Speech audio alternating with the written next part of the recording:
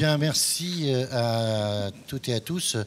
Donc, je vais vous présenter les personnes qui sont autour de moi pour cette table ronde, dont le titre est le suivant: mobilité métropolitaine et périurbaine, quelle dynamique partagée? Bon, c'est une question qui est très large et qui va permettre, je crois, à chacune et à chacun de s'exprimer. Donc, à côté de moi, Gisèle Démier, donc j'ai dit maître de...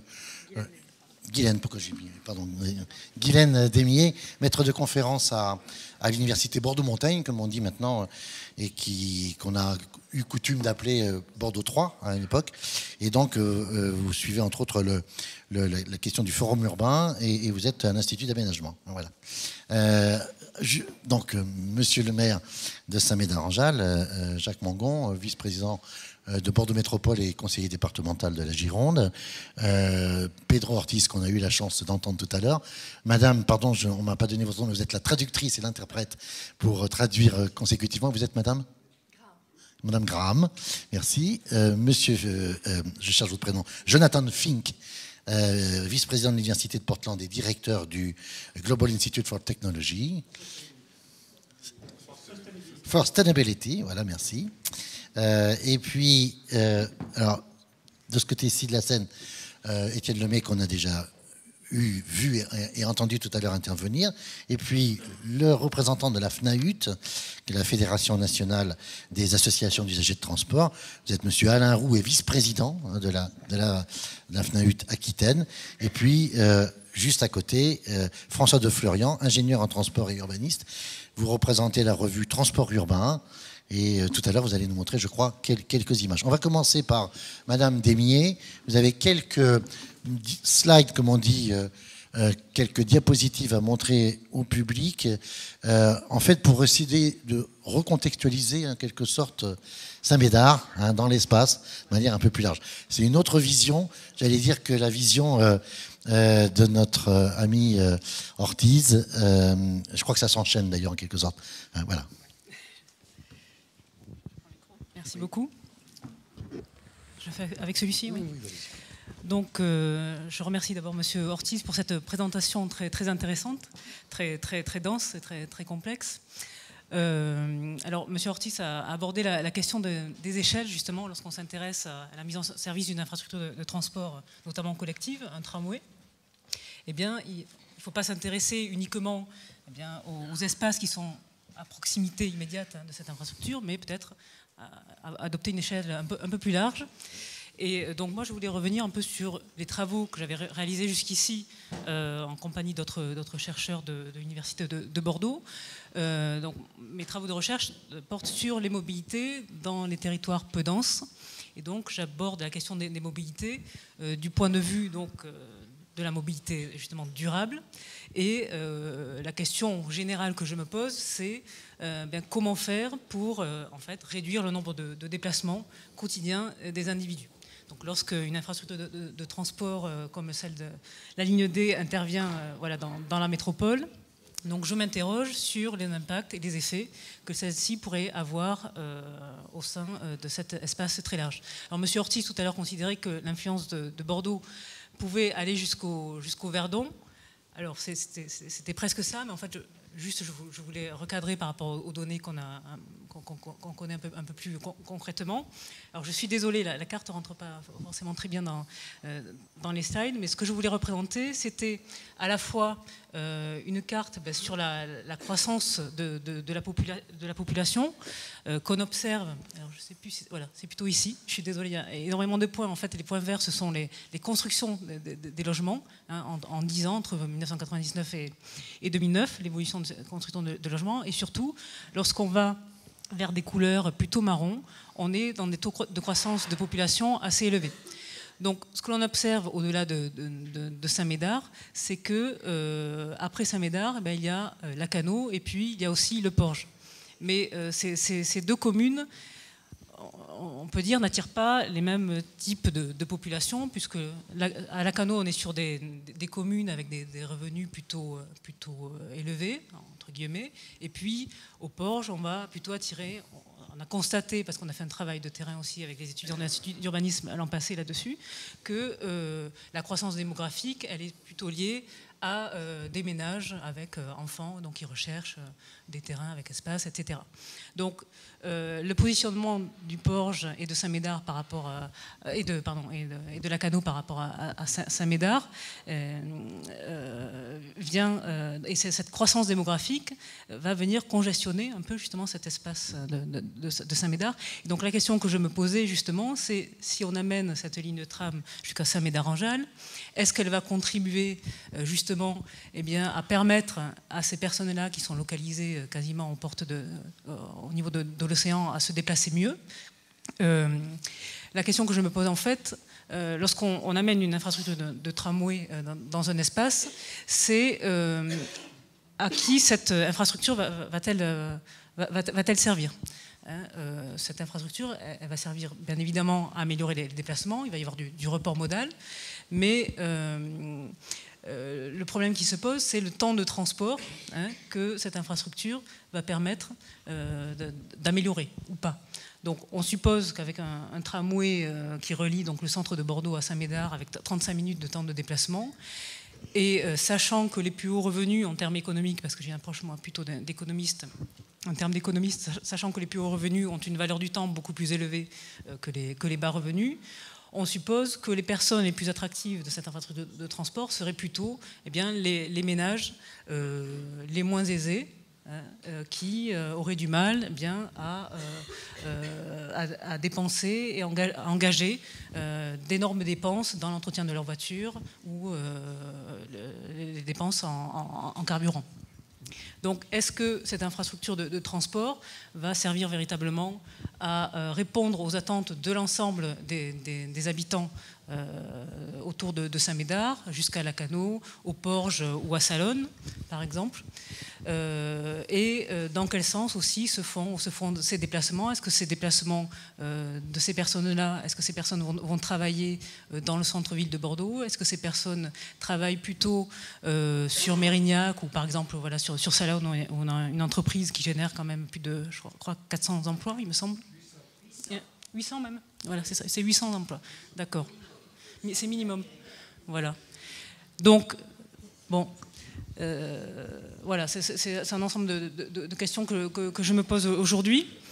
Mais l'intérêt quand même d'une telle ligne de tram, parce qu'il y a un autre travail que je suis en train de mener actuellement sur la congestion urbaine, à partir des données GPS TomTom, où là, vous voyez, vous avez une carte qui compare la congestion urbaine entre 2009 et 2013, et en vert, on voit que la congestion a plutôt diminué à l'endroit où c'est vert et augmenté à l'endroit où c'est rouge. Alors on a Saint-Médard quelque part, voilà, c'est ici. Donc là, on constate qu'en certains points entre Saint-Médard et le centre de l'agglomération, vers la Rocade, il y a des points qui se sont détériorés et d'autres qui se sont fortement améliorés. Si on analyse un peu plus, de façon un peu plus poussée, la congestion au niveau entre Saint-Médard et puis Bordeaux-Centre, on se rend compte, parce que là, ici, on a construit un indice de ratio temps théorique, c'est-à-dire que plus c'est rouge, plus l'infrastructure est bouchée, on se rend compte qu'aux heures de pointe, il est vraiment difficile, c'est sûr, de se déplacer entre la Rocade et jusqu'à un certain niveau qui arrive jusqu'à Saint-Médard ici. Donc cette carte peut traduire tout l'intérêt dans la mise en place d'une infrastructure de tramway. Mais la question qui se pose lorsqu'on met en place une infrastructure de ce type-là, c'est la question du temps de transport. Quel temps on propose aux personnes qui souhaitent se déplacer peut-être vers le centre de Bordeaux? Est-ce que ce temps ne va pas être trop long? Et ensuite, également, vous posiez la question tout à l'heure de l'équité sociale, l'équité spatiale. Pourquoi ne pas développer des infrastructures dans les zones où les personnes qui se localisent ont des revenus plutôt intermédiaires ou de niveau moyen? Je pense par exemple vers le Val-de-Leyre ici, vers Créon. À partir du moment où on met en service une infrastructure de transport, on sait que l'infrastructure de transport va avoir des impacts positifs sur la valorisation foncière et immobilière. Ce sont des travaux que j'ai pu mener il y a quelques années, notamment sur Lyon, ou qu'une personne a pu mener sur le tramway de Lyon au début des années 2000. Donc à partir du moment où vous apportez un peu de bien-être par le radoucissement des déplacements en transport, vous valorisez aussi les espaces fonciers et immobiliers Alors voilà la question que je me pose actuellement, quel impact cela peut-il avoir sur la valorisation de ces espaces urbains autour de la mise en service d'une infrastructure de transport? Bon, je ne sais pas si j'étais assez clair. Vous avez été très clair, merci. Vous reprendrez la parole de toute façon tout à l'heure, mais là je crois que ce que vous avez montré était tout à fait enrichissant et important pour la suite de la conversation. On a compris que vous posez des questions, quoi, vraiment aussi. Hein, voilà, c'est bien, ouais, ok. Pour ce qui est de votre approche à vous, vous avez des diapos aussi à nous montrer. Je crois qu'on va pouvoir les lancer. Expliquez-nous un petit peu le retour d'expérience de d'autres situations urbaines ou d'agglomérations sur lesquelles vous avez pu travailler par rapport justement au développement alors on va dire de transport en site propre, hein, pas forcément sur le tramway. J'allais dire que le problème qu'on soulève est un peu un problème nouveau en France, puisque finalement, le sujet des transports est traité au niveau des autorités organisatrices, c'est-à-dire finalement des territoires relativement petits par rapport à ceux qu'on a présentés. Et le sujet de l'organisation des déplacements sur le bassin de déplacement, finalement, est un sujet nouveau, mais qui est en train d'émerger avec une certaine acuité. Bon. Ici, si nous sommes là, c'est bien que la question se pose. Je pense qu'il se pose de manière évidente dans des grands territoires comme à Toulouse, comme à Nantes, et en ce moment avec une acuité très forte à Marseille, puisque l'organisation administrative est en train de changer, est en train de passer à une échelle considérable, c'est pratiquement l'ensemble des départements des Bouches-du-Rhône, et que la demande de la population des milieux économiques, c'est de résoudre le problème des transports face à des congestions qui sont considérables. Supérieur à Bordeaux ? Oui, tout à fait, oui. Et avec surtout une organisation de l'espace qui n'a pas été très sage. Il y a d'énormes zones d'activité qui sont complètement déconnectées du tissu urbain, et entre autres les ports. Il y a actuellement création d'emplois à l'ouest du département et création de logements à l'est. Bon, après, essayer de faire quelque chose qui fonctionne, c'est pas si simple que ça. Donc le sujet à transport urbain commence à nous intéresser. Enfin, transport urbain, c'est une revue faite par des bénévoles, des universitaires et des professionnels qui cherchent un petit peu à expliquer les données de la recherche et à synthétiser les savoirs et aussi à faire avancer le sujet des transports. Donc là, il y a un sujet qui est important. Et par rapport à ce qui a été dit tout à l'heure, ce contexte que nous vivons où l'argent public est plus rare, où quand même l'étalement urbain se poursuit dans notre pays, et où la Cour des comptes et un certain nombre de gens d'ailleurs disent le système n'est pas viable. C'est-à-dire que le système des transports coûte de plus en plus cher et finalement il n'est pas performant, enfin, sur le plan financier. Mais c'est plutôt d'ailleurs sur la LGV, hein, sur les LGV que... Non, réellement sur le système de transport urbain, il y a plusieurs rapports en séquence qui viennent de sortir qui disent ça. Ils disent aussi les transports urbains, c'est à peu près le seul secteur d'activité des collectivités locales sur lesquels on peut arriver à comprendre quelque chose parce qu'il y a des statistiques, parce qu'il y a des budgets annexes, etc. C'est un secteur économique qu'on peut analyser. Ce n'est pas tout à fait le cas du reste du système public local, mais il y a une contrainte en ce moment qu'il faut prendre en compte.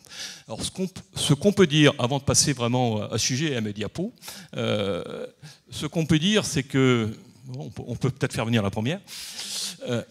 C'est sympa. Très bien. Je ne vais pas vous commenter tout à fait tout de suite ceci. Donc, ce qu'on peut dire, c'est qu'il y a des marges de manœuvre. C'est que la Cour dit, pour l'instant, le système se dégrade. Vous desservez de moins en moins de personnes. On dépense beaucoup d'argent en investissement. Le rapport R sur D, recettes sur dépenses, se dégrade nettement. Ce qu'on peut dire, c'est qu'en Suisse et en Allemagne, ce rapport il s'améliore. Ça veut dire que les efforts de productivité faits dans ces pays sont réels et que aussi ces gens-là arrivent à faire des investissements qui sont efficaces. Alors, donc il y a certainement un examen à faire de cette activité.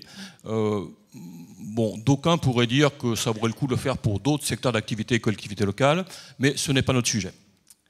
Alors, par rapport à ce que disait Pedro Ortiz tout à l'heure, vous vous êtes certainement interrogé sur le réalisme de ces propositions. Est-ce que, puisqu'on est sous contrainte financière, est-ce qu'on peut réellement développer des systèmes de transport à l'échelle métropolitaine? C'est sûr qu'en France, on n'a pas réellement d'exemple à part l'Île-de-France, mais c'est un système qui est atypique par rapport à tout ce aux systèmes provinciaux. Et par contre, en Allemagne, vous avez un double système, un système au niveau des villes ou un peu plus que ça, et puis un système au niveau de la communauté tarifaire qui peut être un très grand système. Je vous présente le cas de Munich. Munich, c'est une ville d'1,5 million d'habitants, donc c'est plus grand qu'ici. La communauté tarifaire fait presque 3 millions d'habitants et elle fait 5500 km². La Bordeaux Métropole, c'est environ 500 km². Donc c'est beaucoup plus grand, on est bien à l'échelle métropolitaine. La densité urbaine nette de l'agglomération, c'est-à-dire vraiment de la zone habitée, c'est 3500 habitants par km², c'est à peu près le double de Bordeaux Métropole. Et c'est un indice extrêmement fort de la facilité à desservir un territoire par les transports publics, puisque c'est la fréquence qui est le principal moteur de l'attractivité des transports publics. Plus vous avez un territoire peu dense et mal organisé à desservir, plus vous avez des difficultés à le faire. À Munich, il y a actuellement 8 lignes permanentes de RER, enfin de S-Bahn, qui fonctionnent à 20 minutes, qui ont une portée d'environ 40 km depuis le centre-ville et qui ont une vitesse commerciale de 50 km/h, ce qui est difficile à réaliser.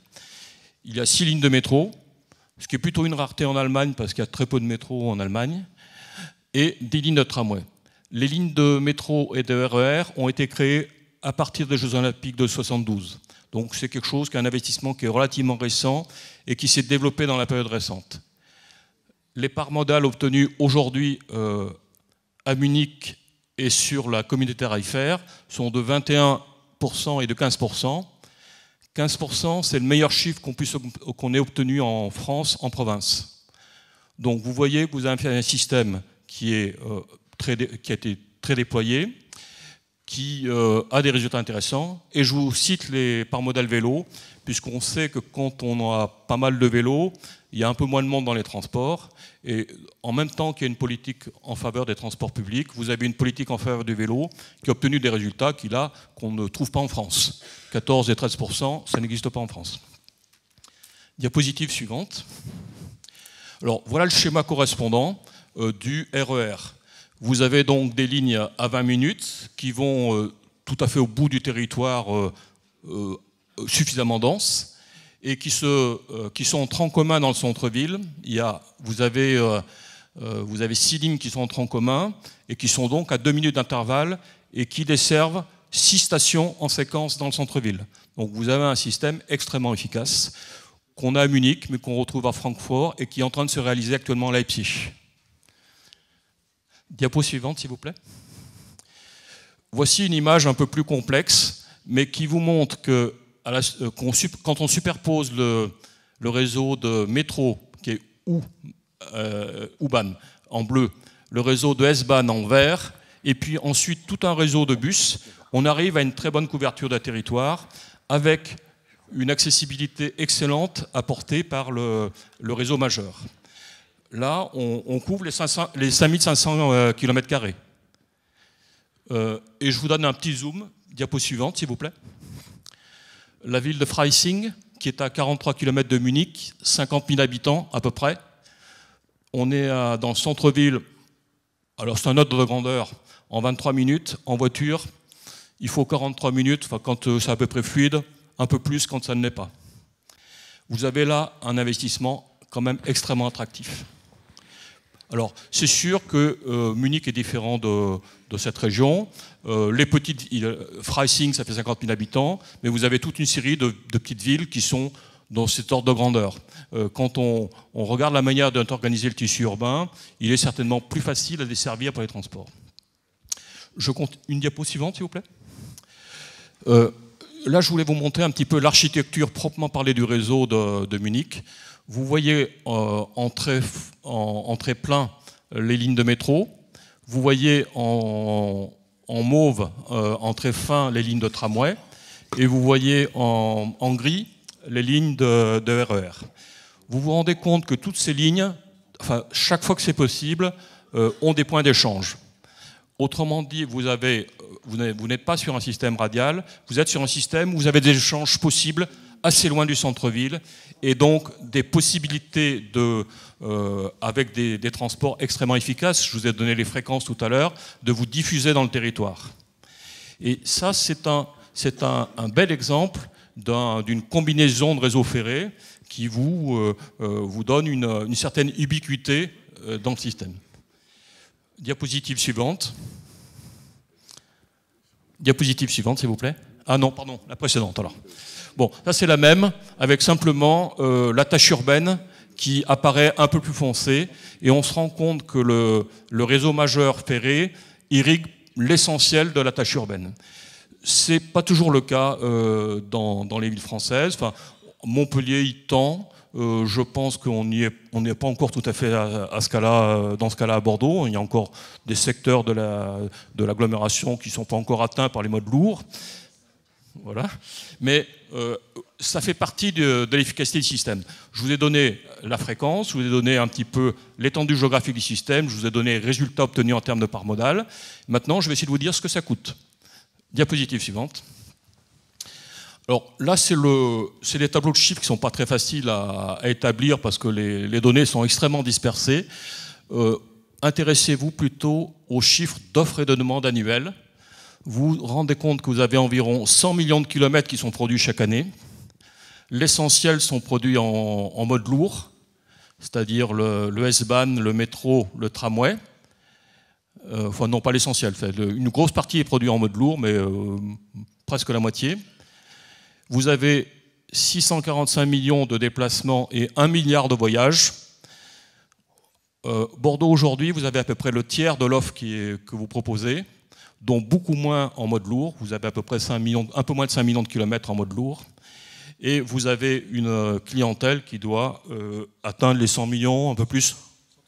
Voilà, 100. Donc vous voyez bien qu'on peut arriver à faire des systèmes qui sont à la fois urbains et périurbains et qui ont des réponses clientèle très intéressantes.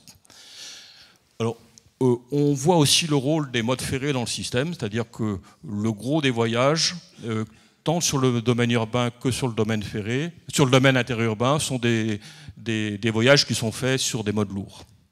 Et c'est pas qu'on puisse pas imaginer de développer des systèmes en bus à haut niveau de service, etc.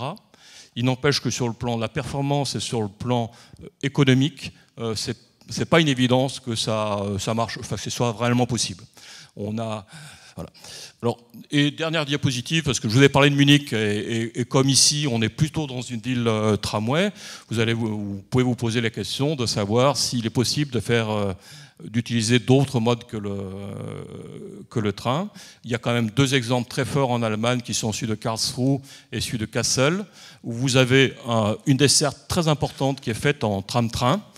Et ici, les lignes vertes sont des lignes de tram-train. Les lignes rouges en haut de la carte sont des lignes de tramway qui desservent la ville de Karlsruhe, mais tout le reste, toute l'ossature du système est faite par des tram-trains avec du bus qui vient compléter la desserte.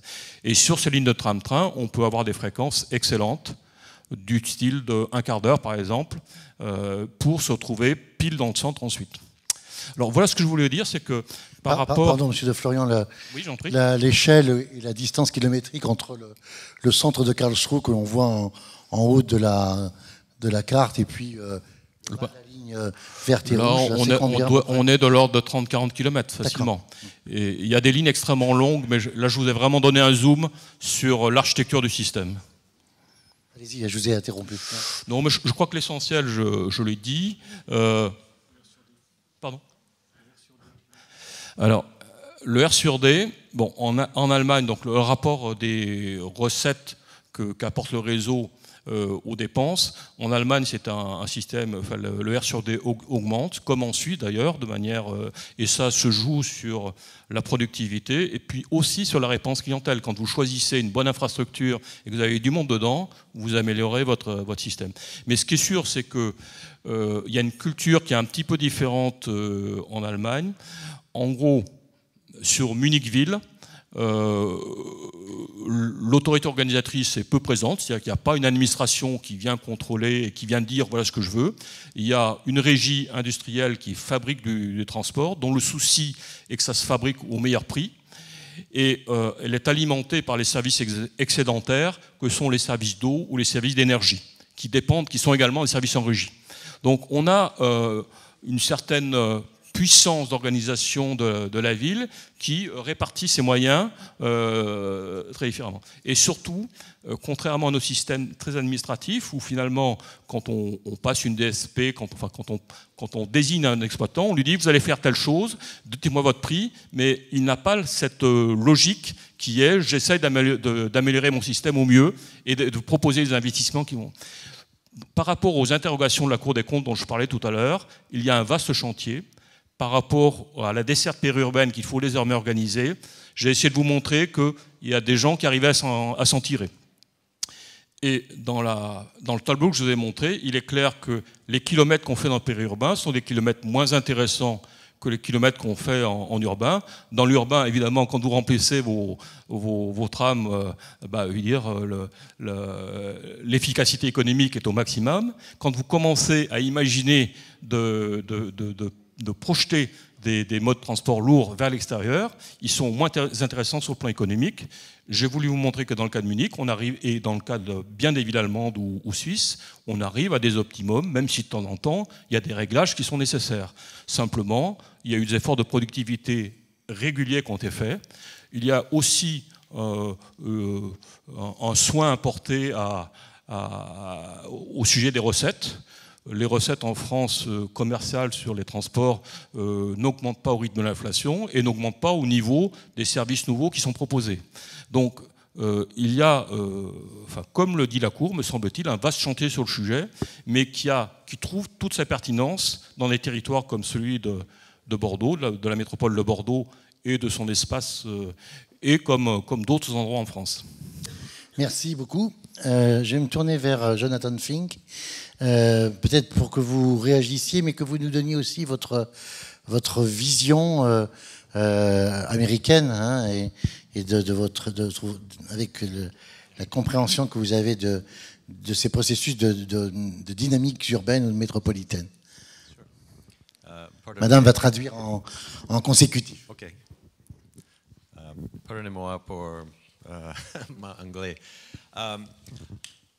Yes, I come here representing two cities in the United States that you could look at as maybe a good example and a bad example. Donc je représente ici deux villes aux États-Unis qui pourraient être vues comme un bon exemple et un mauvais exemple.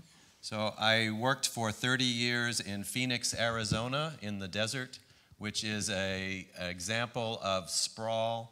It's like the premier example of sprawl in the United States. Donc pendant 30 ans, j'ai travaillé dans la ville de Phoenix, dans le désert d'Arizona, et c'est un très bon exemple, ou un mauvais exemple plutôt, de l'étalement de la ville.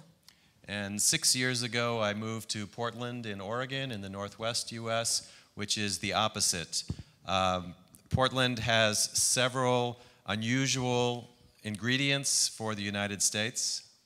Donc, il y a 6 ans, j'ai déménagé pour le Portland, dans l'Oregon, qui est un très bon exemple, qui a plusieurs ingrédients qui font que c'est une bonne ville à vivre. In 1973, in Portland, in the state of Oregon, there was a law creating an urban growth boundary, and that prevented cities from spreading beyond a certain size. Donc en 1973, une loi a été passée dans l'Oregon qui délimitait la taille de la ville, et ça a empêché l'étalement de la ville de Portland. Also in the late 1960s, there was a plan to build many freeways, many big highways through the middle of the city. Et à la fin des années 60, il y avait un plan où on avait décidé de construire beaucoup d'autoroutes qui allaient couper à travers la ville. That was driven by the federal policy. The federal government was giving lots of money to make big highways all around the United States. Et ça, c'était poussé par la politique fédérale, où on donnait beaucoup d'argent de l'État, des États-Unis, pour construire ces autoroutes partout aux États-Unis. The people in Portland had meetings like this for about a year or two, and they said, we do not want these highways, and they went to Washington, D.C., and they said, we want to take that money and use it to build a light rail system.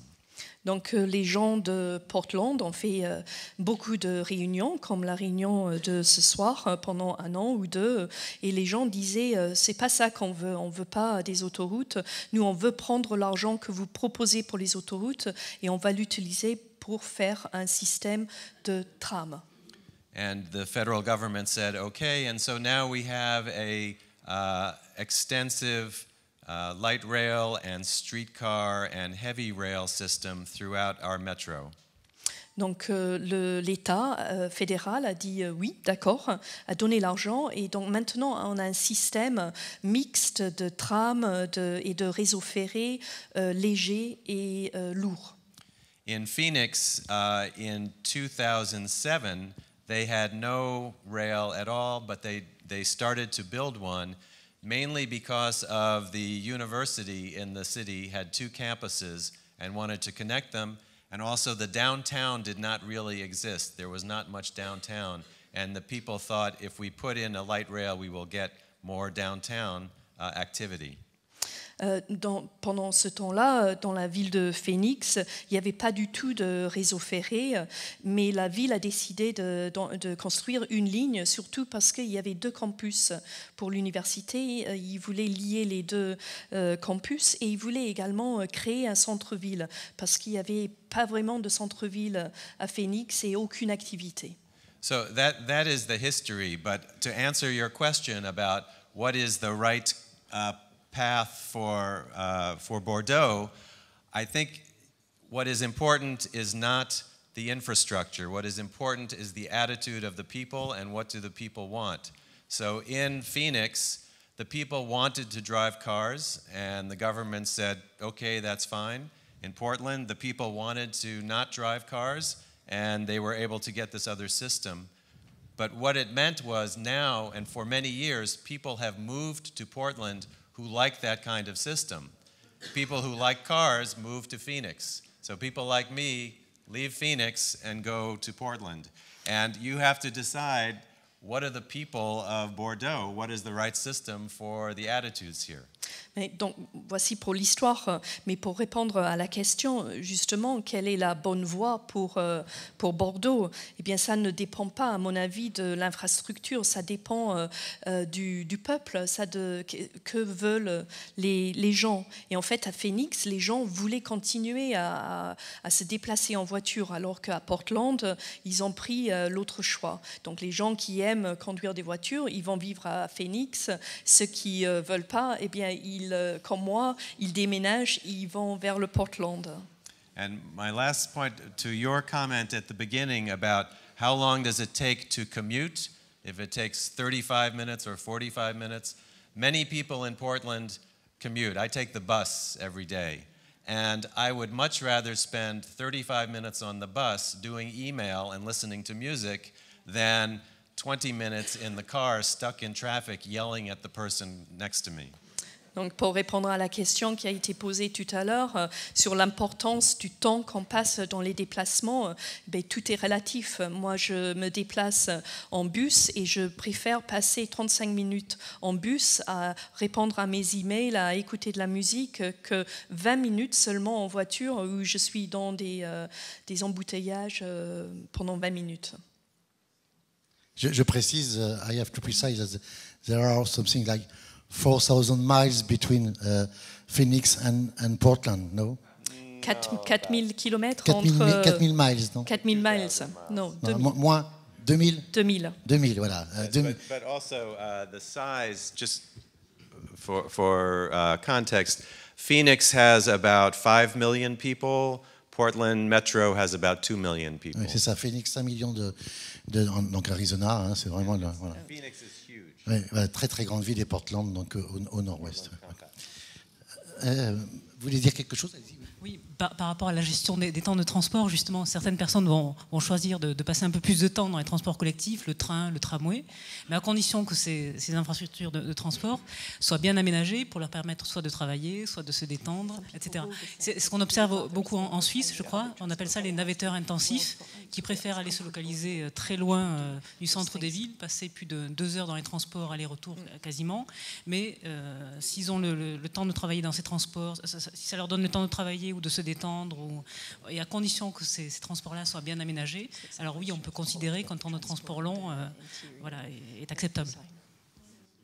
Ce qui est une toute autre population que celle qui a été évoquée tout à l'heure par le monsieur qui a évoqué la troisième couronne, on va dire, hein, bordelaise, où là, au contraire, on est dans certains cas, je pense en particulier à la Haute-Lande, hein, à côté de Villandreau, etc., Nohant, dans des populations qui sont en souffrance sociale aiguë et en déprise sociale, avec parfois des temps de trajet qui sont très importants, près d'1 heure et demie entre leur lieu de résidence et s'ils travaillent par exemple dans les bureaux du quartier du Lac, avec des ruptures de charge considérables entre la gare de Langon, le TER jusqu'à Saint-Jean, etc., quoi. Donc là, on est vraiment on a des phénomènes identiques, mais avec des populations complètement différentes. Voilà. Alors, peut-être, avant de donner la parole à Pedro, qui réagira au vu des différentes interventions, monsieur le vice-président de la FNAUT, je vous passe le micro. Merci madame. Monsieur Roux, qu'est-ce que vous souhaitez dire, du point de vue de la Fédération des usagers des transports? Bien écoutez, je vais essayer de traduire un peu le point de vue de la FNAUT et donc des usagers. Donc je centrerai plutôt mon propos sur Bordeaux Métropole lui-même que sur des considérations plus larges. Alors je dirais que nous nous réjouissons que la métropole, dans une de ses premières décisions, ait décidé d'un plan d'investissement à 10 ans. Ce plan d'investissement nous paraît raisonnable, car bien entendu, il y a des problèmes financiers dans les collectivités locales. Nous nous réjouissons, puisque nous sommes à Saint-Médard-en-Jalles, que l'extension de la ligne D ait été prise en compte dans ce plan, même si ce n'est pour l'instant encore qu'au niveau des études approfondies. Nous nous réjouissons également qu'il y ait une liaison vers l'aéroport. Elle ne sera encore que sous forme de tram, mais elle nous paraît doublement intéressante parce qu'elle va à l'aéroport, mais elle dessert aussi une zone d'activité extrêmement importante et qui va se développer, puisque dans ce secteur, en particulier, Thales va venir s'installer prochainement. Alors, qu'est-ce que l'on attend, nous, de la métropole en tant qu'usagers? Eh bien, on attend que la métropole exerce pleinement son rôle d'autorité organisatrice de la mobilité qui lui est donné par la nouvelle loi. Et en particulier, on souhaite que rapidement, elle se penche sur le problème du billet unique. Mon voisin a fait état tout à l'heure à ce qui se passe en Allemagne, du billet unique qui permette, dans les limites de la métropole, de pouvoir utiliser tous les transports en commun, que ce soit les trains, les bus ou les trams, ce qui n'est pas possible aujourd'hui. Nous souhaitons également, au niveau de la métropole, que l'on réfléchisse au TER, qui s'appellent les transports express régionaux, mais qui, pour beaucoup de lignes autour de Bordeaux, sont plutôt proches des S-Bahn allemands que des trains express régionaux. Et nous pensons en particulier à la nécessité d'une diamétralisation des courses des TER pour que tous n'aient pas le terminus à Bordeaux, mais qu'on puisse, comme vous l'avez dit tout à l'heure, irriguer tout le territoire sans être obligé de faire une correspondance à Bordeaux. Ensuite, nous souhaitons que, puisqu'il ne reste que 2 opérateurs en matière de mobilité, la métropole et la région, que ces 2 entités se consultent et étudient bien les interfaces entre la métropole et le reste du réseau. On a évoqué tout à l'heure, je crois que c'est M. Lomé qui l'a montré, une photo qui montre qu'aujourd'hui, par exemple, dans la zone de l'Entre-deux-Mers, on a un développement extrêmement important des constructions, sous la forme d'un mitage. C'est la même chose dans le Blayais, puisque la ligne de TER qui va vers Saint-Mariens est celle qui progresse le plus rapidement. Et donc il est absolument indispensable que, même si la métropole aujourd'hui ne couvre pas ces territoires, que l'on étudie bien les articulations entre ce que fera la métropole et ces territoires, puisque pour la plupart des gens qui utilisent ces lignes, ils viennent travailler tous les jours à Bordeaux.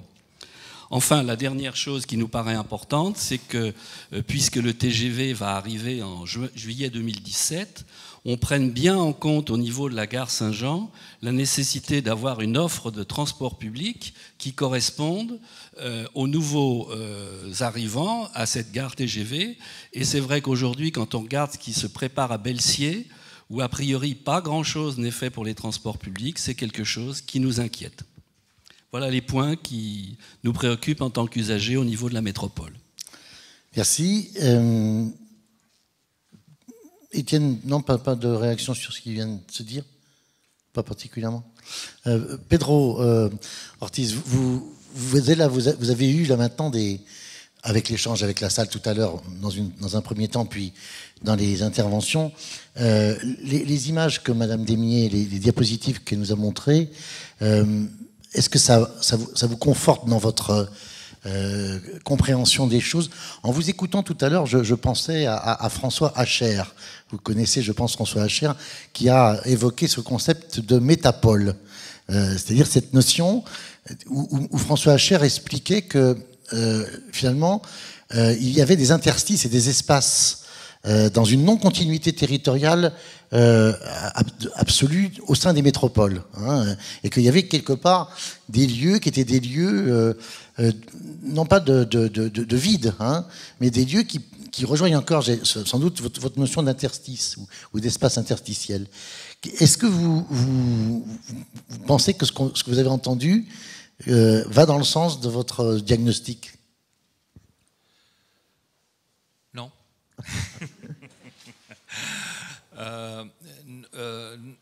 Je n'ai pas vu cette adresse s'adresser à ces espaces interstitiels dans une vision métropolitaine de Bordeaux, non? J'ai vu dans le SCOT une vision de protection d'espaces verts interstitiels avec une approche correcte de les connecter entre eux, parce qu'il doit y avoir une connexion, mais ils ont encore une vision de belt, green belt, non? Un peu ce qui s'est passé pour vous. The same thing for Portland. De green belt. Alors, ce n'est pas un green belt, c'est un network qu'il faut faire, non? Qui pénètre le plus possible dans la trame urbaine depuis les parcs les plus nationaux. C'est-à-dire, c'est de la même façon que dans les transports, on avait internationaux, etc., etc., par échelle, on a des parcs nationaux, des parcs régionaux, des parcs métropolitains, des parcs urbains, et tous doivent être connectés, et interstitiellement, ils doivent pénétrer le plus possible dans la ville. Ce n'est pas des espaces morts. Évidemment, au contraire, c'est des espaces vifs. C'est-à-dire, ce n'est pas parce qu'il n'y a pas de ville qu'il n'y a rien. Au contraire, c'est parce qu'il y a de la nature qu'il y a cette fonction d'infrastructure verte. Sur vos cartes, immédiatement, ces lieux de croissance qui sont si loin, qui sont à Arcachon, etc., sur la ville. Ma demande, c'est, bon, ça croît, la population va là, mais où est-ce qu'elle travaille? Parce que si elle travaille dans un système polycentrique près de là où ils se sont déplacés, il n'y a pas de problème. Mais si ces gens travaillent au centre de Bordeaux, ça nous donne les lignes rouges de système de congestion. Alors comment agir dans ce cas-là? Les Allemands le font. Ils font un système de train, parce que ces distances, on ne peut pas les couvrir avec un tramway. Il y a des limites, la bicyclette a des limites, le tramway a des limites. Et même les avions ont des limites. Mais, donc, un système, les Allemands le font très, très bien dans ce cas-là. Ils mettent le mode adéquat pour ces distances et pour la capacité. Et par la suite, ces lignes qui sont toutes concentriques de voirie, qui donc, on est coincé dans le embouteillage et on ne peut pas avoir une alternative, comment créer un maillage de cette périphérie métropolitaine pour qu'il y ait des alternatives de parcours qui ne vous obligent pas à être sur cette voirie à écouter la radio pendant 3 heures. Non ? En voyant les exemples de l'Allemagne et en voyant cette stratification des modes de transport et l'articulation, immédiatement j'ai pensé aux 2 ingénieurs allemands qui font 2,5 au lieu de faire 0,5.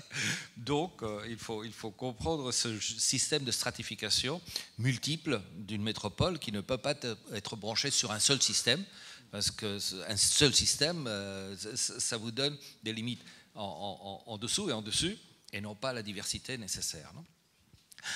Quant à Phoenix et Portland, je connais les 2 villes, j'ai été dans les 2 villes.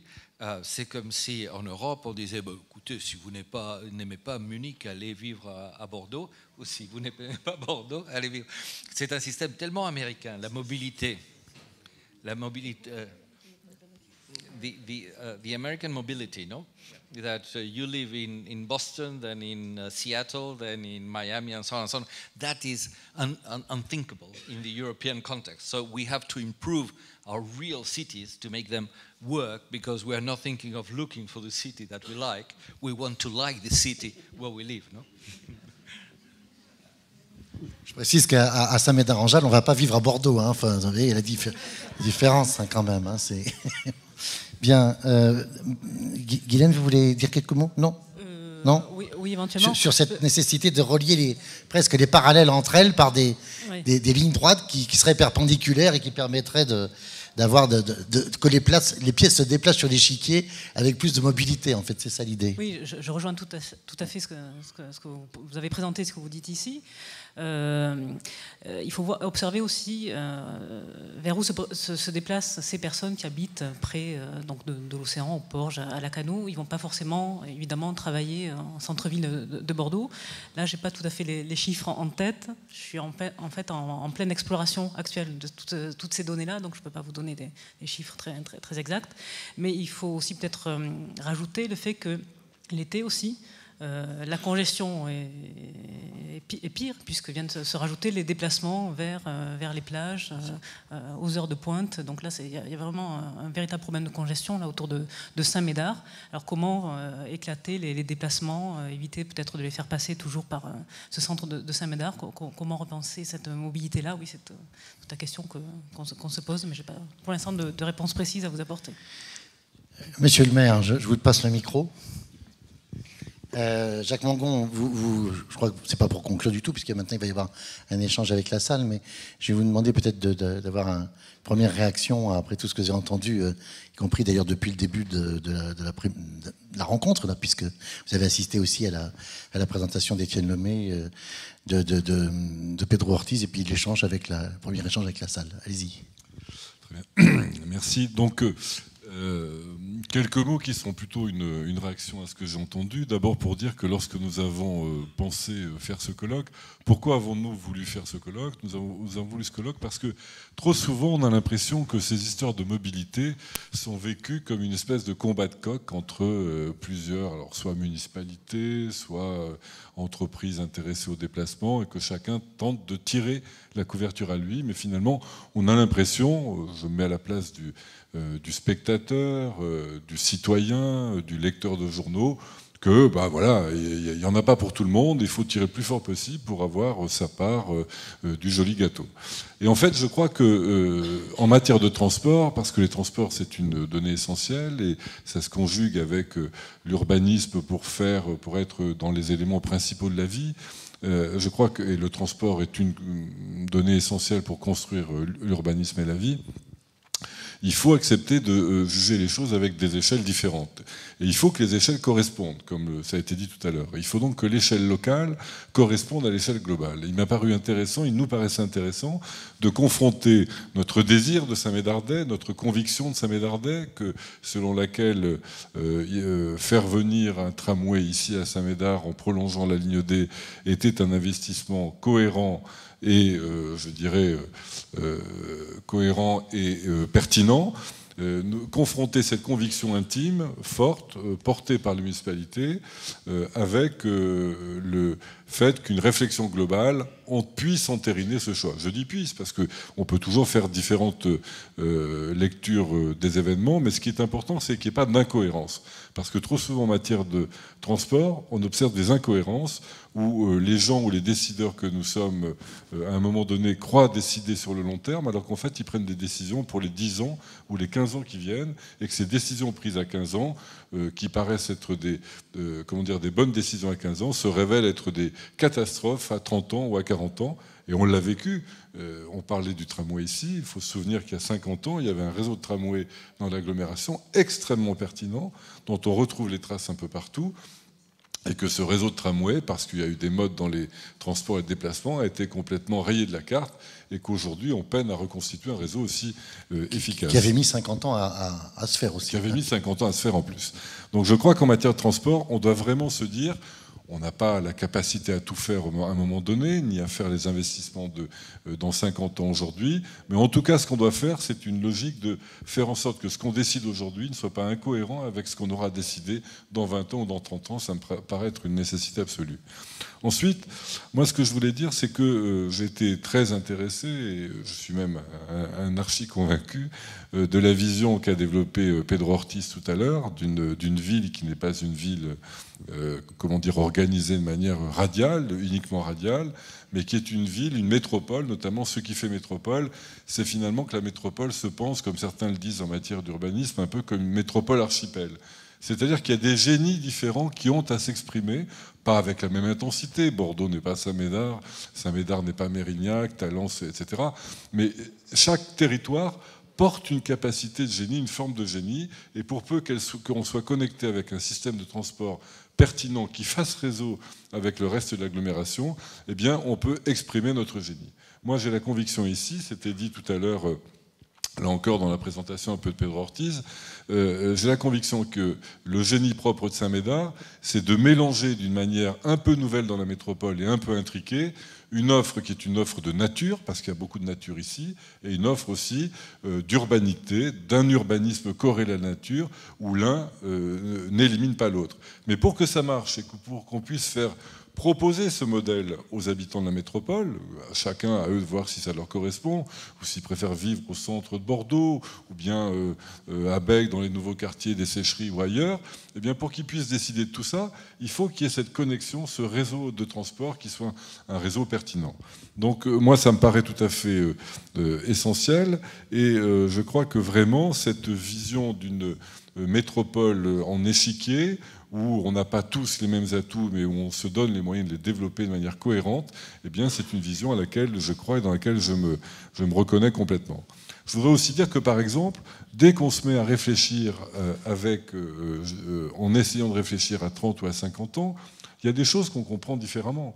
Il y a, par exemple, des choses qu'on réfute sur le moment venu parce qu'on se dit aujourd'hui on ne peut pas les faire, mais qui deviennent extrêmement pertinentes à 50 ans.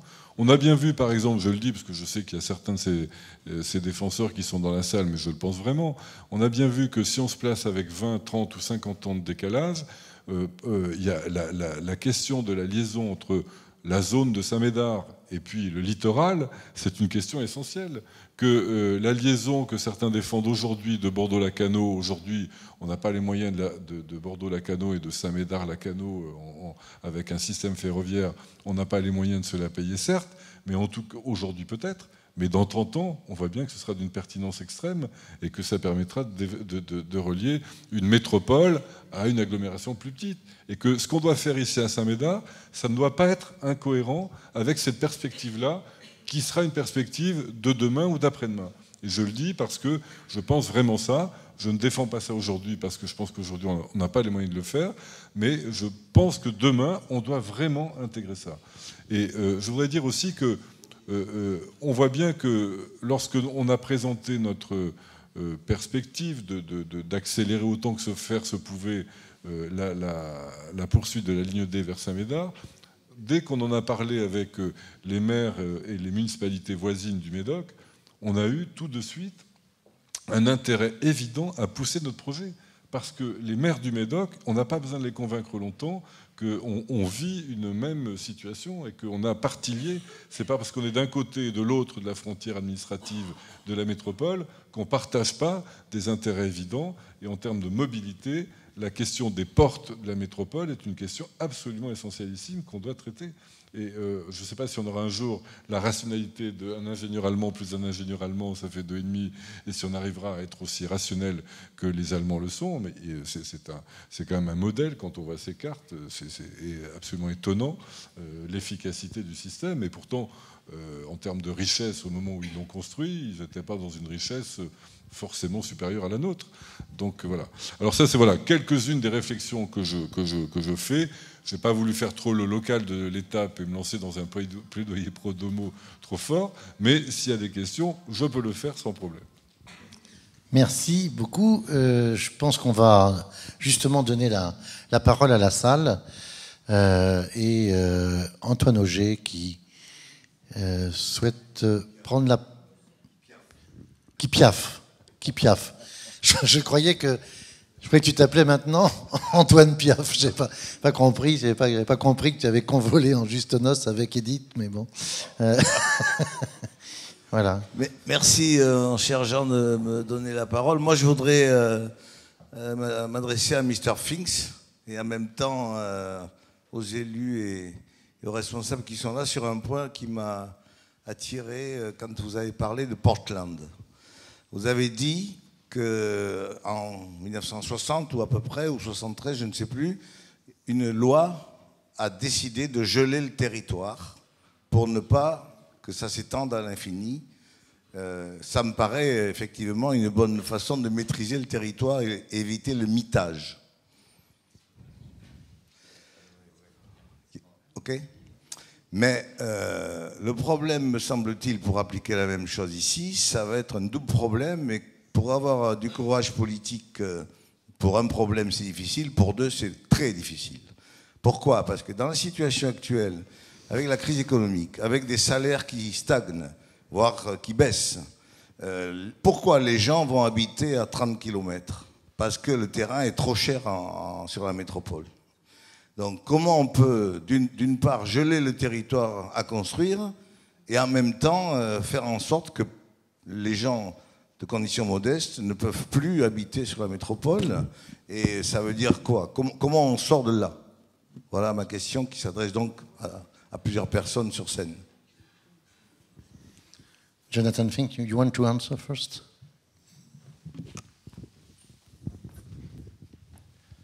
That's a very important question, and we talk about it all the time in Portland today. Even inside the growth boundary, at the eastern edge of the inside of the growth boundary, many people, working people, live, and their transport system is not as good as the other areas. And right now, the city is planning a new bus rapid transit for those communities because it is a problem. And because of the growth boundary, the prices of real estate are higher in Portland than in some other cities, not as high as San Francisco or Seattle. Donc c'est vrai que c'est un problème qui est très important et on en parle tout le temps. Et c'est vrai qu'à l'est de notre ville, à l'intérieur de la limite de la ville, il y a un quartier qui est habité par beaucoup de gens modestes. Et on est en train de construire un système de transport rapide, bus rapide pour eux, pour qu'ils puissent se rendre en centre-ville plus rapidement. Mais c'est vrai que c'est un problème qui n'a pas été résolu par les limites de la ville. And just one other thing about the urban growth boundary, the reason that the growth boundary was created in the 1970s was concern that the farmland was going to be lost. It was not to make the city people have nice places around them. It was how to protect the farms from the spread of all of the cities in the state of Oregon. Now the people in the city are very happy that they have forests and farms nearby, but that was not the original motivation. Donc en fait, la motivation principale pour avoir posé ces limites à l'étalement de la ville était non pas pour donner un endroit sympa aux gens de la ville pour habiter, mais plutôt pour protéger les terres agricoles autour de la ville. Et ça a bien marché et les gens de la ville sont bien contents d'être entourés par encore de la campagne. Last point. The salaries in general in Portland are lower than in many other cities in the western United States. And the people generally are willing to have a lower salary because they have a higher quality of life.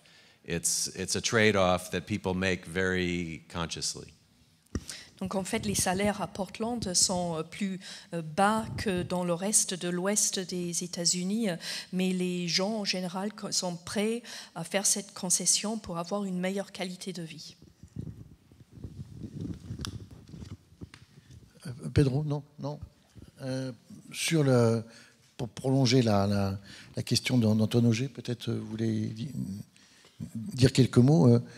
Je pourrais juste ajouter, je disais à Guylaine à l'instant que j'ai un exemple de ceinture aussi protectrice, entre guillemets, comme ça, hein, très précisément sur Boulder, in Colorado, where there is a state university. There is a green belt like that, exactly something 20 kilometers between Denver and Boulder. But the reason why is that the teachers in Colorado University didn't want building houses in the suburbs of Boulder. Donc là, pour le coup, la ceinture de protection de Boulder était quand même un peu ségrégative, on va dire. It's a kind of segregation. Boulder is much smaller. Yes, much more. Yeah. Alors, moi, je ne sais pas, j'ai presque envie d'être un peu iconoclaste, de ne pas être politiquement correct tout à fait, parce que dans cette question de la localisation, il y a deux choses. Et bien sûr, on va déployer beaucoup d'efforts pour tenter de maîtriser le prix du foncier dans la métropole. Mais comparativement, il y aura toujours un tel gradient, même si on réussit à ces efforts-là, entre le prix du foncier dans la métropole, dans la ville dense et dans les zones rurales, que je crois qu'à un moment donné, il ne faut pas trop se bercer d'illusions sur les capacités d'action de la puissance publique. On ne va pas réussir à annihiler cette différence qui sera toujours présente. Villandreau sera toujours moins cher, le foncier à Villandreau sera moins cher, ou bien dans le Médoc, qu'il ne l'est au cœur de la métropole. Donc, à côté de ça, je crois que d'un côté, il faut tout faire pour modérer le prix du foncier dans la métropole, et en même temps, ce qu'il faut faire, c'est organiser le flux des migrations qu'on ne peut pas interrompre. Vous savez, c'est le principe de l'inondation. L'inondation, quand un cours d'eau majeur va sortir de son lit, vous avez pu ériger tous les murs que vous voulez, il y a un moment ou un autre, il y aura une submersion de ces murs, et c'est complètement perdre de son argent que de vouloir faire ça. Et les manières modernes de traiter les choses, c'est de prévoir non pas des murs illusoires, des lignes Maginot contre l'inondation, mais c'est de prévoir des zones d'expansion, c'est-à-dire des zones où on mène une guerre soft contre l'expansion des crues, on les gère, et après, on revient à un état naturel. Eh bien, je crois qu'en matière de transit entre des périphéries lointaines et la métropole, ce qu'il faut organiser, c'est correctement les choses. Il faut qu'on ait des moyens de transport efficaces sur des nœuds qui sont en bordure, et Saint-Médard en est un, en bordure de la métropole, et il faut qu'à ce niveau-là, on ait des parkings de rabattement qui soient très bien pensés et qualifiés, c'est-à-dire qualifiés à la mesure du transit et de la nature du transit qui est là. Régulièrement, jusqu'à présent, sur la métropole, on s'est planté. On a fait partout des parkings de rabattement qui étaient des parkings à 200 places, 250 places. Aujourd'hui, ils sont tous saturés intégralement et il aurait fallu qu'on conçoive des parkings en limite de métropole à 400 places parce que ça correspond à des transits. Mais si le transit n'est pas un transit qui rend la vie à l'intérieur de la métropole encore plus irrespirable et moins durable, je veux dire, c'est déjà un grand succès. Et moi, je crois que c'est un succès dont on peut se satisfaire. Et déjà, pour l'obtenir, il faudra déployer beaucoup d'efforts. Bon, enfin, peut-être qu'il y a des avis autorisés qui sont différents du mien. Mais... Monsieur de Florian, puis après, on redonne la parole à à la salle. Oui, il y a peut-être quelques éléments qu'il faudrait vous apporter. C'est qu'il y a des chercheurs qui commencent à identifier les zones des territoires qui sont très fragiles à, par exemple, une hausse du coût de l'essence. C'est-à-dire des gens qui sont effectivement allés habiter assez loin, qui n'ont pas des revenus très élevés et qui, brutalement, se trouveraient mis dans des positions financières difficiles. Toujours dans la région marseillaise dont je voulais parler, il y a les milieux économiques qui sont extrêmement inquiets par la faiblesse des dessertes en transport public, des très grandes zones d'activité qui ont été mises tout à fait à l'écart des villes, et il y a des simulations qui commencent à montrer qu'au fur et à mesure du temps, le bassin d'emploi qui peut être généré pour les bas salaires pour ces zones-là sont de plus en plus réduits. Alors, il me semble qu'il y a eu une réaction intelligente à l'agence d'urbanisme de Grenoble, où ils ont essayé de regarder précisément la problématique des budgets des gens qui sont attirés par aller habiter plus loin, acheter, etc. Et je crois que c'est la bonne manière de résoudre la question, c'est finalement de s'intéresser aux problèmes budgétaires des ménages qui sont concernés par ces attitudes et de voir si c'est rationnel et raisonnable et d'essayer de commencer à produire d'autres solutions. Je ne vois pas, si vraiment ce qu'on raconte est vrai, c'est qu'il faut effectivement essayer de limiter l'étalement urbain, essayer d'organiser le territoire pour qu'il fonctionne bien, il faut arriver à fournir des arguments à ces personnes. Donc ça c'est un sujet vraiment d'agence, c'est-à-dire de vraiment travailler, de regarder, mais après tout, on a créé beaucoup de maisons individuelles, peut-être faut-il commencer à limiter cette production-là. Et moi, en tant qu'urbaniste, je vois les choses comme ça. Alors après, c'est sûr que les politiques peuvent voir les choses différemment et se rendre compte des difficultés. Mais il me semble que ça vaut le coup de regarder à fond, analyser à fond la situation des ménages. Autre question dans la salle. 3, 4. On va peut-être les regrouper. Allez-y. Puis... Je vais être rapide. Oui. Comme je suis... je ne voudrais pas dire de bêtises parce que je me sens pas très... Je suis un observateur, comme vous l'avez compris. 2 choses. Pour mes tournages, j'utilise les transports en commun. Enfin, je les teste. J'ai remarqué que si je prends les transports en commun en ville, effectivement, j'ai un billet qui me permet comme très très largement entre le train, le tramway et les bus de ville de circuler. Mais si je veux aller dans l'entre-deux-mers et que je prends les bus départementaux qui ont des tarifs très bas, il faut quand même changer de billet. C'est étonnant, puisque, comme l'a expliqué notre ami l'ancien maire à l'urbanisme de Madrid, cette zone est une zone qu'on peut appeler de métropole, ce que je n'avais pas saisi avant et que je comprends maintenant. Donc déjà, sur un territoire donné, on pourrait avoir une uniformisation des tarifs qui n'existe pas. Ensuite, je voulais savoir, madame, vous qui étudiez les chiffres, j'ai l'impression, et j'en termine parce que je suis déjà trop long, pour avoir étudié un peu les cartes, c'est peut-être d'ailleurs vous qui les... J'ai remarqué qu'une des communes les plus riches du département, donc de la métropole, est tout près de Langon. Langon qui est aussi une zone de pauvre. Je voulais savoir, qu'est-ce qu'on comprend, puisque vous avez abordé le sujet de la mixité sociale au travers des transports en commun? Parce qu'il y a des riches qui habitent loin, il y a des pauvres. Moi, j'ai mes bureaux à Terre-Neuve, à Bordeaux, à Bègles, donc il y a des pauvres et des riches. Je ne comprends pas.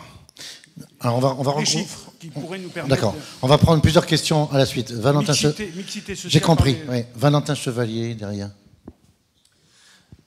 Il y a quelque chose qui, je trouve, relativement paradoxal entre finalement le fait qu'on souhaite de plus en plus avoir de transports publics, qu'on les amène donc vers des zones périphériques, comme à Bordeaux, vers Saint-Médard-en-Jalles, et en même temps, en fait, la saturation des transports publics et le problème que la part en fait, de l'utilisation des voitures dans les centres urbains, dans certains cas, baisse, mais dans d'autres, comme à Bordeaux, n'a pas forcément tendance à baisser, voire même a tendance à augmenter. Il y a aussi l'exemple de 2 villes que je connais relativement bien, Montréal et Toronto, où bien au contraire, il y a une réelle augmentation de l'utilisation des voitures en raison en fait, de la saturation totale du trafic. Comment en fait peut-on réussir finalement à lier en fait, l'augmentation et la possibilité pour les habitants de pouvoir prendre des transports publics, donc les amener plus facilement vers d'autres bassins d'emploi, plus facilement dans les centres-villes, vers d'autres commerces, services, etc. tout en finalement aussi réussissant à baisser la part d'utilisation de la voiture individuelle, puisqu'il y a ce problème, il y a ce paradoxe. Jacques Mangon va vous répondre dans un instant, mais je crois qu'il ne partage pas votre analyse sur Bordeaux, d'après ce que je comprenais de ce qu'il me disait à l'oreille. Deux autres questions, des gens qui ont levé la main.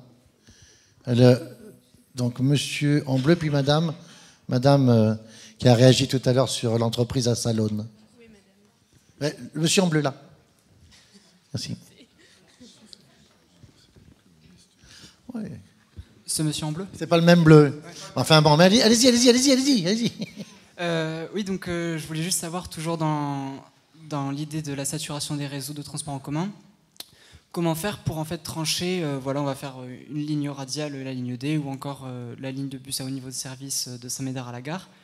Et comment on peut juger qu'est-ce qui sera plus utile entre des nouvelles lignes et des lignes qui sont plus en cercle, à différentes échelles, comme au boulevard ou même autour de la rocade.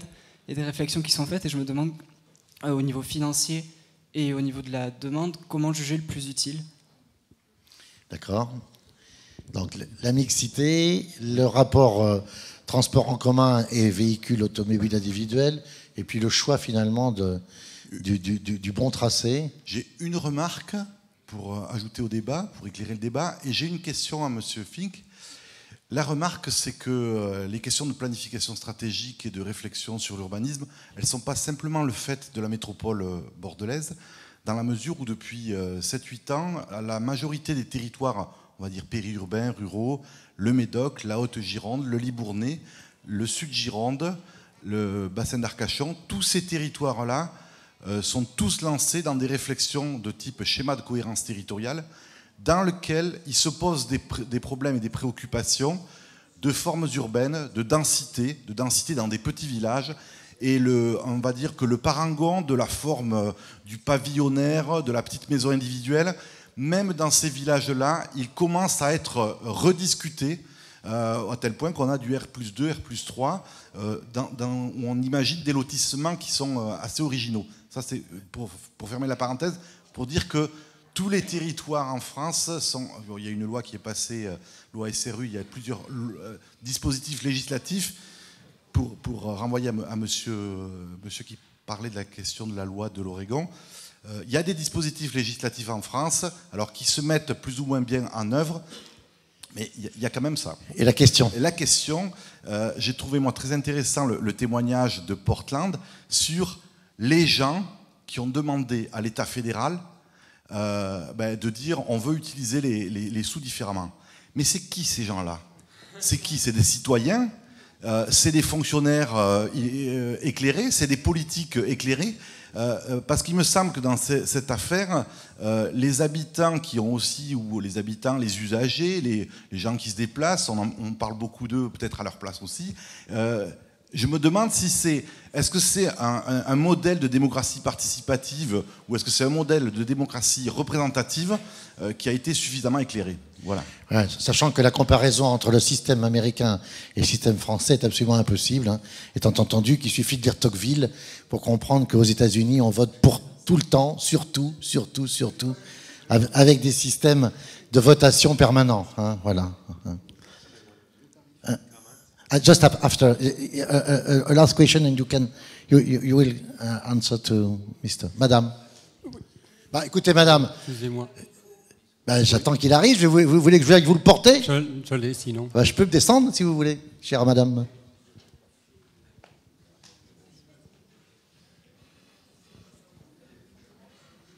Voilà, allez-y. Bonsoir. J'ai deux choses à dire. J'ai été adjointe au transport à la mairie de Saint-Médard-en-Jalles il y a une dizaine d'années.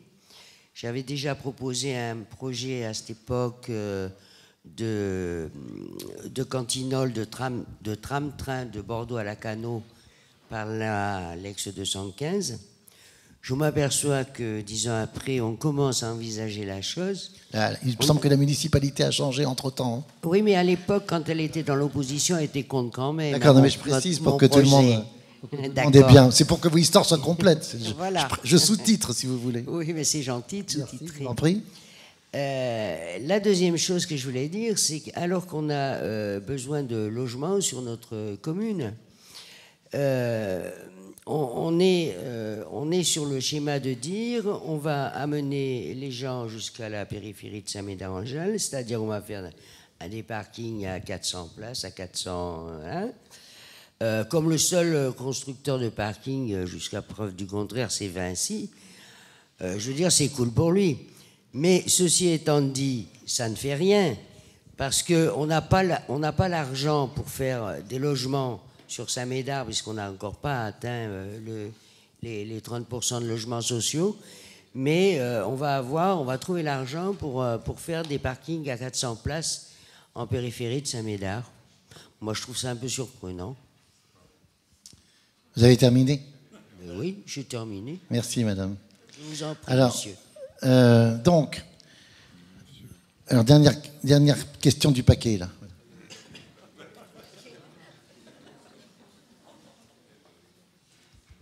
Bonsoir, merci. Je vais vraiment avoir un angle un peu différent parce que, de façon provocateur, je dirais, on est encore sur un créneau qui est très ancien parce qu'on est en train de parler de technologies qui émergent, qui évoluent depuis un siècle au moins. C'est la communication physique. On est en train de voyager pour faire connecter les besoins et les offres, etc. Mais il y a une autre dimension, et surtout dans un contexte global économique aujourd'hui, on se trouve dans un prédominant économie de services et avec une communication par Internet et ce genre de choses. Donc on est en train de se poser des questions sur comment se payer avec les moyens et sur quel créneau de temps, c'est-à-dire 40 ans, se poser une question, comment articuler, ingénierer toutes ces solutions et des questions qu'on se pose aujourd'hui, ne sachant pas dans quel sens l'économie et la société va évoluer. Donc, et est-ce qu'il n'y a pas aussi une question ou une possibilité d'étudier une redistribution économique puisque l'outil de communication nous le permettra? Voilà, alors on va reprendre, pas forcément dans l'ordre des questions, mais peut-être, Jonathan Fink, you could answer now the question about who decided in Washington, who went to Washington to obtain this change between the Yes. highway and the tramway?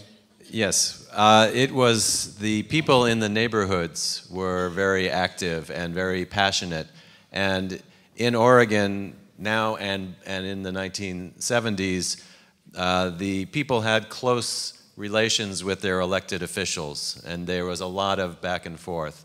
And that was part of the reason, but they also made a very convincing argument to the federal government. It was the first time the federal government had done that. And just one other comment to your earlier comment about the small villages and that they have to make a decision as well, or maybe you said that. Oh, wait, I should translate. Ok, d'abord. Donc, c'était les gens du voisinage qui ont fait du lobbying.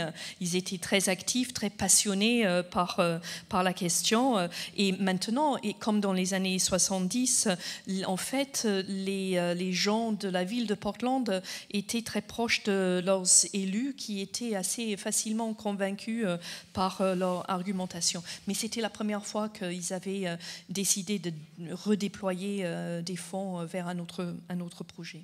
The other thing I was going to say is that one other innovation in Portland is that they have, for the metro, there is an elected regional government. Again, it is the only one in the United States.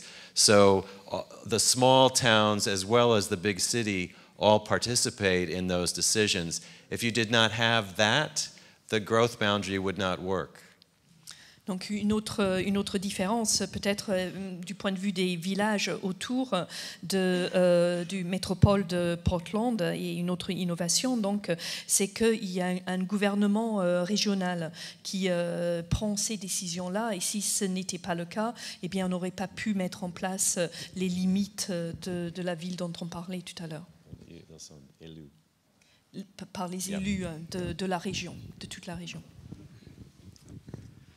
Je ne sais pas si on vous a... Ça va.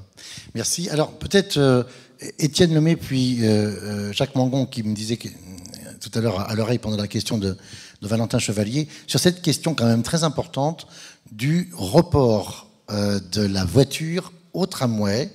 Et Valentin Chevalier disait, finalement, il y a autant de voitures à Bordeaux, en gros, avant ou après le tramway. On n'a pas eu l'impression qu'il y a eu un report. Moi, je me souviens d'études, alors j'ai peut-être me tromper sur les chiffres, mais où on disait il y aura peut-être 2% de la population qui prendra le tramway en plus, enfin par rapport à ceux qui prenaient les transports en commun. Enfin, je parle sous ton contrôle puisque vraiment tu as été le chef opérationnel de la question. Qu'en est-il de ce désengorgement des centres-villes et en particulier du centre de la métropole des voitures par ou pas le tramway?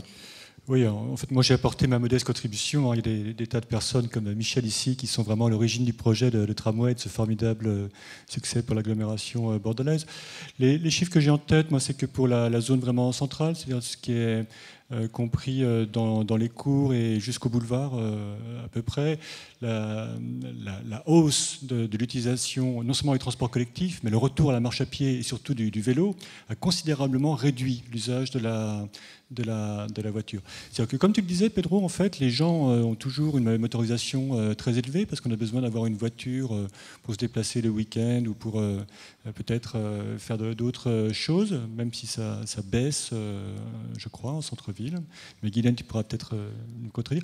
Mais en tout cas, il y a vraiment eu un changement de pratique de mobilité très important à l'intérieur des boulevards.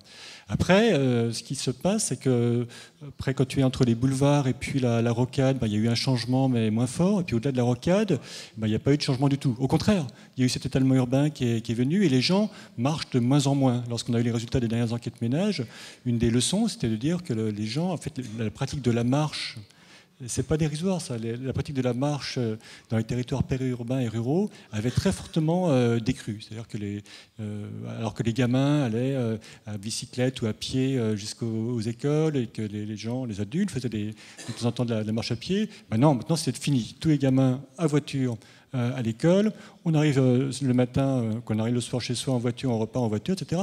Donc au-delà de ce constat de gestion de flux, c'était une espèce de constat un peu triste sur une vie qui était de plus en plus ségrégée, de moins en moins, avec un collectif de moins en moins fort dans les territoires périurbains. Donc l'idée, en fait, c'est pour ça que moi je suis très intéressé par les idées de Pedro, de mailler les réseaux, d'échiquiers métropolitains, etc., de combiner nature et intensité urbaine de façon élégante et en se souvenant de l'histoire et de la géo. Ça me paraît très pertinent comme support pour arriver à organiser un changement modal, c'est-à-dire un changement de pratique de mobilité, mais également un changement de vie. On pourrait presque dire prendre les chemins de traverse en quelque sorte. Prendre les chemins de traverse, voilà, c'est une très belle expression. Donc c'est là tout l'intérêt. Je vous la cède, Pedro. Et cette vision des choses est aussi une façon de répondre à la très bonne question mais en fait le tramway il est saturé, vous voulez encore tirer la tentacule du tramway plus loin, de plus en plus de gens, ça va être sursaturé. Quelle est la logique? La logique c'est de dire le tramway à Saint-Médard c'est pour aller à la place des Quinconces, mais bien ailleurs. Si on a un réseau qui est bien connecté, c'est pour aussi aller à Pellegrin, à la fac, etc. Pour le relier au réseau qui est le réseau métropolitain actuellement. On peut regretter qu'il n'y ait pas de RER girondin, etc. Mais c'est compliqué ce sujet. Le réseau lourd actuellement qui structure au moins la tâche centrale métropolitaine, c'est le tramway. Donc l'idée, c'est d'arriver à changer toutes les pratiques au-delà du centre-ville. Pedro. Merci. Non, d'accord avec Étienne, mais il y a des questions qu'on n'a pas répondues que je voudrais adresser. Non, 2 ou 3, et je vais les adresser avec certaines anecdotes. La mixité du transport collectif. Il y a une phrase très bonne de Peñalosa, qui était l'ancien maire de Bogota et de nouveau maire après 12 ans. Il a raté le BRT, comment vous dites, le bus à haut niveau de service, non? Parce qu'évidemment, Bogota, c'est 9 millions d'habitants et aller de Soacha à Chía, ça prend 2h30 en BRT, et vraiment, c'est pas la solution, non? Mais à part avoir raté le BRT à Bogota, il a dit quelque chose de brillant, qui est le développement, c'est lorsque les riches prennent le transport public, non pas seulement les pauvres, non? Et je me rappelle, lorsque j'étais étudiant à Oxford et j'allais à Londres en train. J'arrivais à Paddington et j'ai raconté l'anecdote cet après-midi. Il y avait 12 ou 15 Rolls-Royce qui attendaient les PDG des grandes entreprises de la City qui venaient en train jusqu'à Paddington et là ils montaient sur le Rolls pour aller à la City. Non, vous vous rendez compte, madame, des Rolls-Royce sur les parkings construits par Vinci, ça serait pas super, ça?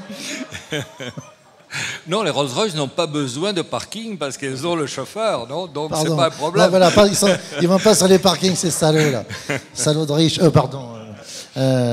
Après. Et l'autre histoire, c'est la technologie qui change et donc l'utilisation de la ville, la création d'une ville nouvelle, une technologie nouvelle. Je me rappelle un ami à moi qui était spécialiste en Internet me dit un jour je pars à New York à un congrès d'Internet.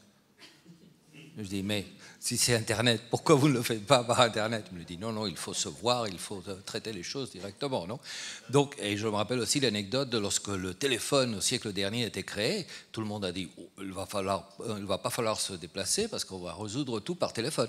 Et à la fin, le téléphone sert pour se donner rendez-vous et pour parler directement. Donc, il y a une technologie, le sandwich, non, dont on parlait tout à l'heure, non, d'une réalité naturelle et une réalité virtuelle.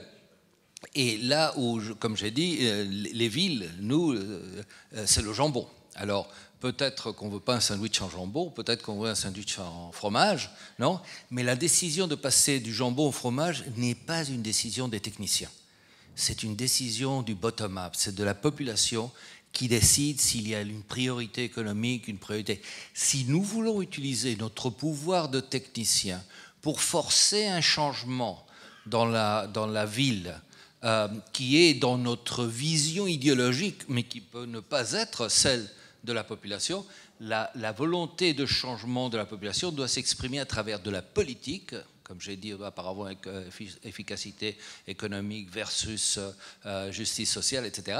Et c'est à travers de la politique, et ce n'est pas utilisant notre position préférentielle top-down pour forcer ce changement sur la ville. Alors, choisis si tu veux être jambon ou fromage, mais ce n'est pas à nous de le décider. Alors, avant que nous passions à Ramon Ramon, qui est le très beau titre d'un film d'Almodovar avec Victoria Abril, si je me souviens bien, je voudrais qu'on réponde à la question du plus jeune, parce que c'était une question, je crois, tout à fait importante, qui est la question du bien décider, et en particulier sur le choix des schémas entre le radial et puis le réticulaire. Je ne sais pas. Peut-être Étienne, non Oui, en fait, tu as complètement raison sur le diagnostic. Tu étais en train de nous dire les réseaux sont saturés. Donc, mais comment on fait pour prendre la bonne décision entre prolonger ces réseaux au risque d'aggraver la saturation et puis de créer des bouts de tangentiel qui ont un avenir incertain? Bon, en fait, il y a des méthodes qui sont utilisées depuis une trentaine d'années avec des modèles de prévision de trafic qui essaient de comprendre comment les gens se déplacent. Et je pense que, Guylaine, tu travailles avec ces matrices origine-destination, ces lignes de désir, des jolis noms comme ça. Donc, ils peuvent te permettre de faire une gestion des flux. Mais après, gérer la mobilité, c'est pas uniquement un travail de plombier. Le plombier, il est là pour dire, il y a combien d'eau qui passe, le tuyau est trop petit, il faut que j'en mette plus, je peux mettre un autre tuyau de transport collectif parce qu'on en arrive à plus bourrer les gens dans le transport collectif plutôt que dans les voitures, etc. Mais en fait, c'est pas ça. C'est pas uniquement ça le sujet. La mobilité, en fait, on transporte pas des kilos de viande, de jambon, pas uniquement. On transporte surtout des âmes, c'est-à-dire des gens qui aspirent à travailler, à s'éduquer, à aller voir leurs amis, à être bien en ville. Donc finalement, la mobilité, c'est la manifestation des aspirations de chacun. Donc la planification, c'est pas une planification de plombier, où si tu fais ça, tu n'as rien compris. La mobilité, c'est comprendre la vie des gens et faire de la politique. C'est-à-dire comprendre comment les gens veulent vivre, comment ils veulent faire société ensemble. Et là, tu commences à réfléchir à une vision politique. Après, tu vérifies avec des modèles mathématiques, avec des ingénieurs, que tout ça tient le coup, que ça ne va pas coûter trop d'argent, que c'est de la bonne gestion de pères de famille, de bons pères de famille, des ressources publiques qui sont notre argent à tous. À ce propos, je voudrais juste signaler qu'en Allemagne, les ratios recettes sur dépenses, en France, c'est 30%. Hein, on couvre seulement 30% des coûts d'exploitation au quotidien. En Allemagne, en général, c'est 50 ou 66%. Tu sais ça peut-être mieux que moi, Michel. Et dans le cas de Munich, j'ai compris que c'était 100%, quoi, semble-t-il. Bon, en tout cas, c'est beaucoup plus... Donc il y a un espoir pour ça, d'arriver à... Non seulement il n'y a aucune fraude, mais les Allemands payent 2 fois, peut-être en rentrant dans le tramway. Non ça, je ne sais pas. Mais en tout cas... C'est parce que c'est plus cher qu'à Bordeaux, voilà. En tout cas, merci. Hein. La question, c'est une vraie question de tripes et d'intuition politique. Il faut partir de ça, de quelle est la vision du vivre ensemble, et après, tu mets en place les infrastructures. Mais il ne faut pas partir uniquement d'une gestion des flux mécaniques. Alors on va arrêter là, on va donner la parole à Jacques Mongon pour quelques mots de conclusion. Moi j'ai compris que au lieu de faire Sciences Po, j'aurais dû faire l'Institut d'urbanisme, parce que vous travaillez sur les lignes de désir. C'est quand même vachement intéressant comme programme. Merci. Ça se faisait pas à mon époque, ça, sympa. Hein. Jacques, pour la conclusion. D'abord, je vais bien me garder de conclure, parce que le principe d'une réunion comme la nôtre, c'est pas de conclure, c'est d'amener des questions, de faire réfléchir et surtout de fonder des décisions qu'on a à prendre sur du solide, du concret. Mais moi, je voulais rebondir sur ce que disait Étienne Lomé, parce que moi, c'est une conviction profonde que j'ai. Je crois que, à la fois, les transports comme la ville, c'est le mélange, c'est le croisement du désir et du besoin.